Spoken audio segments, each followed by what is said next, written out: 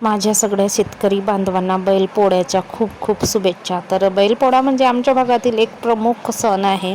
त्या दिवशी बैलांना छान नाऊ माकू घातलं जातं, मस्त कलर केलं जातं, रंग लावले जातात, छापे पाडले जातात त्यांच्या पाठीवर, अंगावर, आणि छान असं शिंगांना वगैरे तेल पॉलिश केलं जातं, छान सजवलं जातं। बैलपोळ्याच्या दिवशी शेतकरीण मालकीन दिवसभर उपवाशी राहते आपल्या बैलांसाठी आणि चांगलं गोडधोड पदार्थ तयार करते। वेगळे विविध पदार्थ असे तयार केले जातात, त्यामध्ये करंजी मेन असते। आमच्याकडे पोळ्याला बैलाचा पाहुणचार, बैलाच्या जेवणासाठी करंजी केली जाते। खास करून प्रत्येक शेतकऱ्याच्या घरी तुम्हाला करंजीचं जेवण बघायलाच मिळेल।